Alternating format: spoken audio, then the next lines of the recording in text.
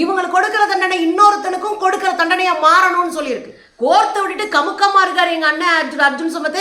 எங்க அக்கா தலைமறைவாக ஊர் ஊரா அலைஞ்சுக்கிட்டு கிடக்கு. எனக்கு கல்வி மறுத்த, எனக்கு சமூக நீதியை மறுத்த, என் வாழ்க்கையை வாழ மறுத்து ஒரு ஓரங்கட்டி ஊருக்கு வெளியே தள்ளி விட்ட ஒரு கூட்டத்தை நான் சொம்படிச்சு பாதுகாக்கிறேன்னா நான் எவ்வளவு கேடுகட்ட ஒரு ஆளா இருப்பேன்னா அண்ணன் அர்ஜுன் சம்பத் முடிவு பண்ணிக்கணும். அந்த உடல் மொழி இருக்குல்லங்க, அது ரொம்ப மோசமான உடல் மொழிங்க. ஆரிய பார்ப்பன திமிரை கொழுப்பை கொட்டி பார்த்த உடல் மொழி. அப்படியே கொட்டுறாங்க அந்த உடல் மொழியில. அவ்வளவு திமிரு, ஆதிக்க திமிரு அந்த உடல் மொழியில காட்டுறாங்க நம்ம அக்கா கஸ்தூரி.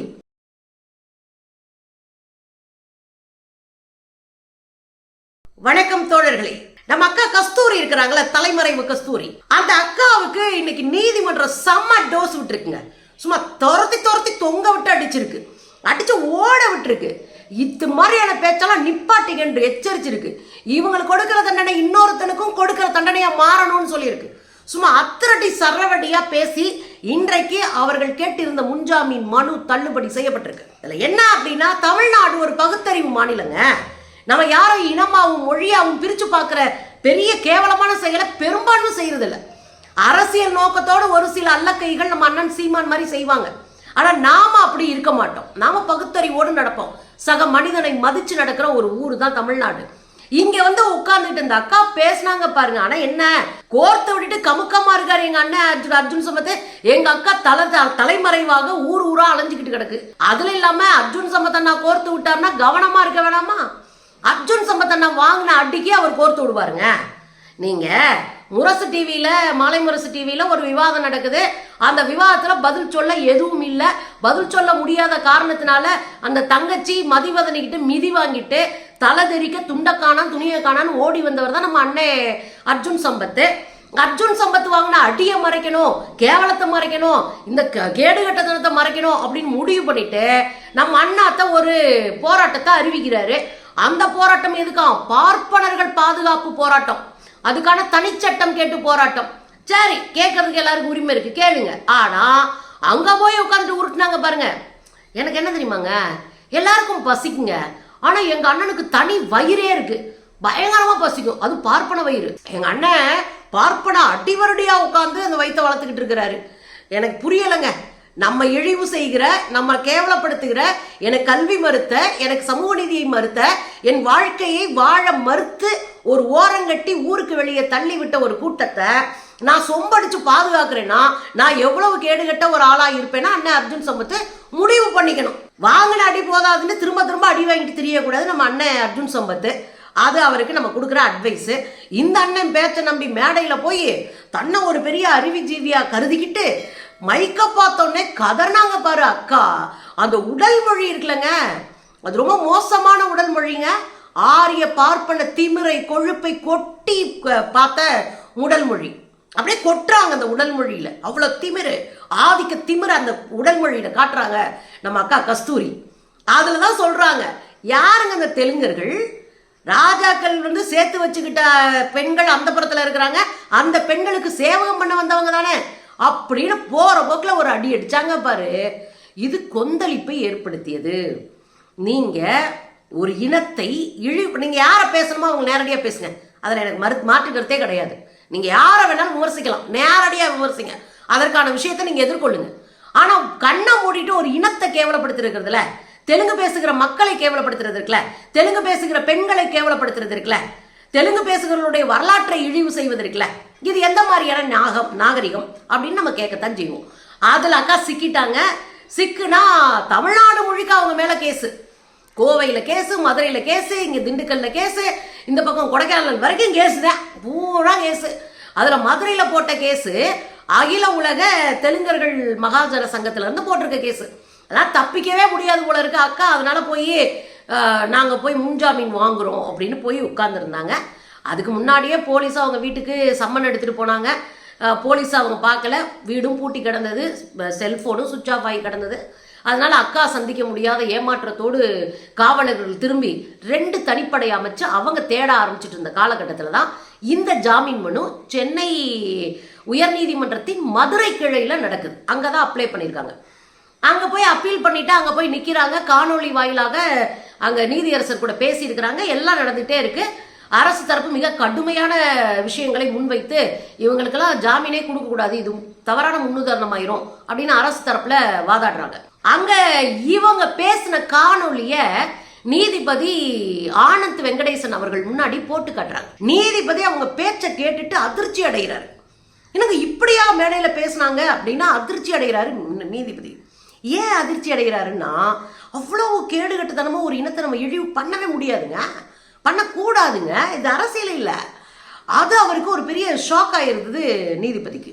அப்போ அவர் வச்சு வரிசையா உரிச்சு எரிஞ்சிட்டாரு.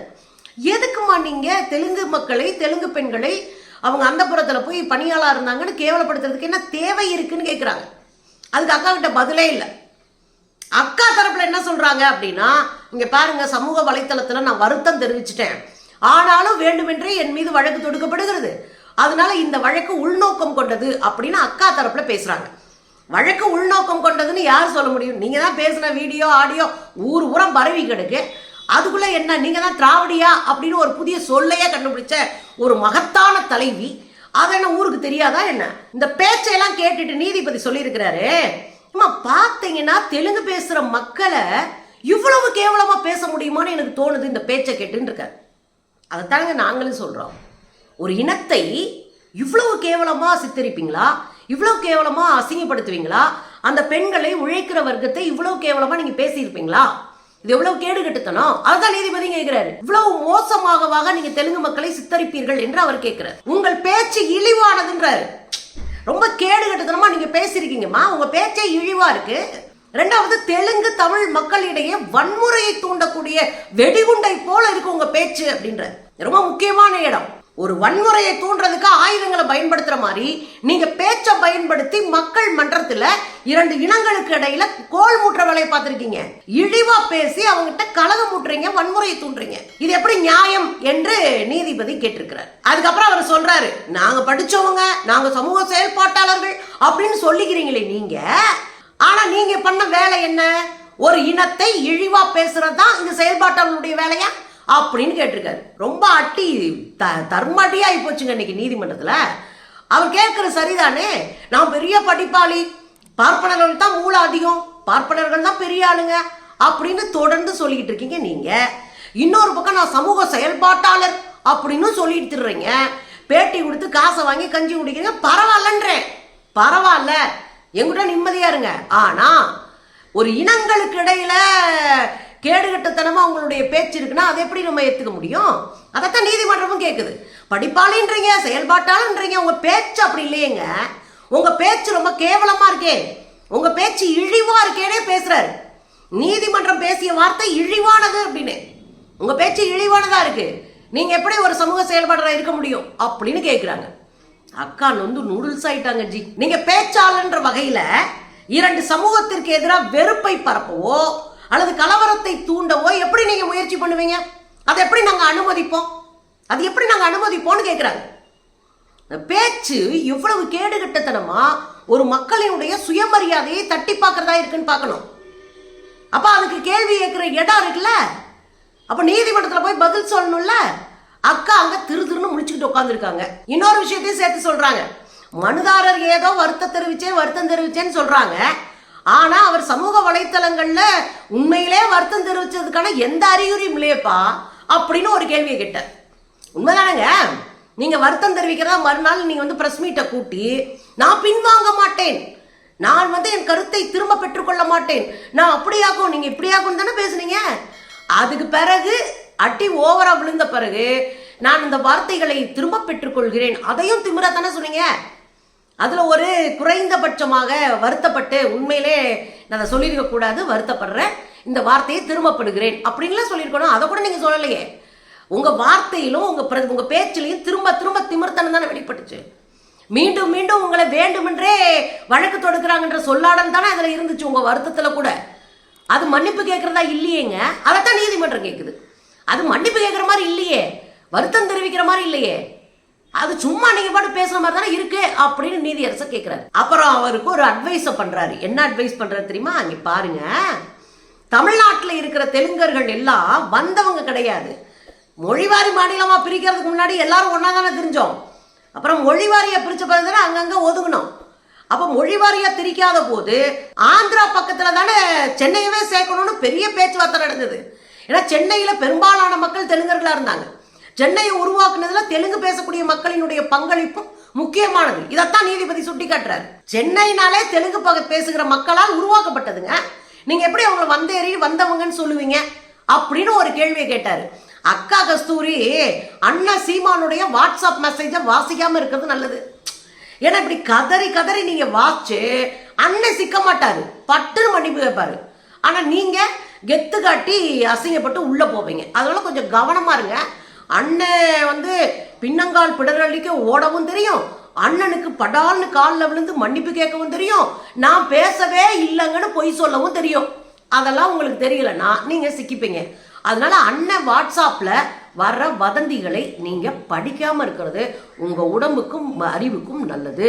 கடைசி அவர் என்ன சொல்றாரு, நீதிமன்றம் இந்த விஷயத்தில் கடுமையாக நடந்து கொள்ளவில்லை என்றால் நாளைக்கு எல்லாரும் இது மாதிரி பேச ஆரம்பிச்சிருவாங்க.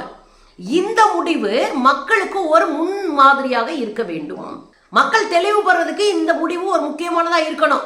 எனவே நான் கஸ்தூரி அவர்களுடைய இந்த முன்ஜாமீன் மனுவை தள்ளுபடி செய்கிறேன் அப்படின்னு தள்ளுபடி பண்ணிட்டார். அப்போ சாமானிய மக்களை, உழைக்கிற மக்களை, மாற்று இனத்தவர்களை கேவலமா நீங்க பேசிட்டு மேடையில் அது ஒரு பேச்சுன்னு நம்பிக்கிட்டு அதுக்கு நீங்களே வக்காலத்து வாங்கிக்கிட்டு அதுக்கு ஒரு 10 பேரை சேர்த்துக்கிட்டு அலைஞ்சிட்டு இருக்கிறதெல்லாம் சமூக நீதிக்கு எதிரானது, ஜனநாயகத்திற்கும் அரசியல் சாசன சட்டத்திற்குமே புறம்பானது. இதை கஸ்தூரி புரிஞ்சுக்கணும். திமிர பார்ப்பன கொழுப்பை அவங்க குறைச்சிக்கணும். பொது மேடைகள் பேசுகிற போது ரொம்ப கவனமா அவங்க பேசணும்னு அவங்களுக்கு ஒரு பேச்சாளராக அட்வைஸ் பண்ணிக்கிறேன்.